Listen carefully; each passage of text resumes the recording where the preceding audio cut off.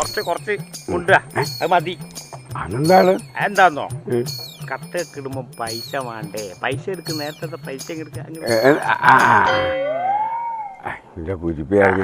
അല്ല അന്റെ ഇതിന് മാത്രം വലിയ കണക്കാ. ഇനി എന്നോട് വേഗം 100 റുപ്യയുടെ ഞാൻ തന്നല്ലേ? എപ്പ തന്ന്? ഞാൻ ഇങ്ങക്ക് 70ഉം 30ഉം 2 പ്രാവശ്യമായിട്ട് തന്നതാ, മനസ്സിലായിക്കോ? എടാ ഇനി 60ഉം 40 രൂപ തന്ന്. നിങ്ങളും ഞാൻ നമ്മളെ പുരുഷേട്ടന്റെ പീടികയിലുണ്ടായിനോ? പുരുഷോ? ആ പുരുഷേട്ടന്റെ ആടുന്ന് 70 റുപ്യ തന്ന്. നിക്ക് ആടുന്ന് 70 റുപ്യ. ആടുന്ന് 2 ദിവസം കഴിഞ്ഞ് നമ്മള് മറ്റേ ഇവിടുന്ന് കണ്ടേരോ, നമ്മളെ ഇവിടുത്തെ ഉത്സവത്തിന്, ഏർത്തുത്സവത്തിന് കൂനമ്പള്ളിക്കാവിൽ ഉത്സവത്തിന് 30 റുപ്യയും തന്ന്, ഓർമ്മയില്ലേ?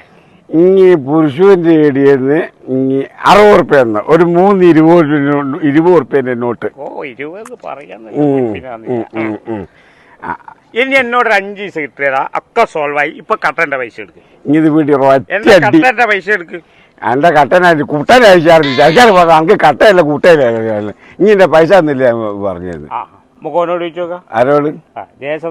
ഓന് പെയിന്റിങ്ങിന്റെ കണക്കല്ലേ അറിയൂ? പെയിന്റിങ്ങിന്റെ കണക്കല്ല, ഓന് കട്ടയുണ്ടല്ലോ, ഓനിലുണ്ടല്ലോ. നേരാ, ഓനുണ്ട്. ഇങ്ങോട്ട് കൈത്തോളിക്ക് പോണ്ട. അതിന്റെ കഴുത്തല്ലേ, അത് ഞാൻ ഒത്തിരി കുളിക്ക് കൊണ്ടായിരുന്നു. എന്താ രണ്ടാളും കൂടി? അല്ല സാധനം അടിച്ച് തീർത്തോ? ആ അല്ല എനിക്കും താന്ന്. ഇനി ആദ്യം നമ്മളെ പ്രശ്നം സോൾവ് ചെയ്തിട്ടുണ്ട്. എന്താ പ്രശ്നം പറ. ദേശം ഇനി കേൾക്കണം. ഇവനിക്ക് 60ഉം 40 തന്ന്. നീ കേൾക്കുന്നുണ്ടല്ലേ? 60ഉം 40ഉം അതന്ന്.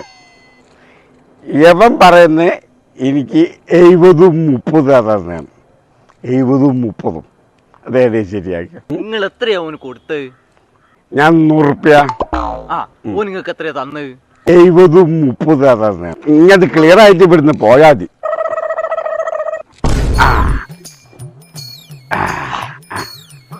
അല്ല 70ഉം 30 എത്രയാ? 100. ഇപ്പൊ രണ്ടാൾക്ക് കണക്ക് ക്ലിയർ ആയല്ലോ. എന്റെ പുന്നാരെ ഞാൻ എന്നെ സംശയിച്ചു.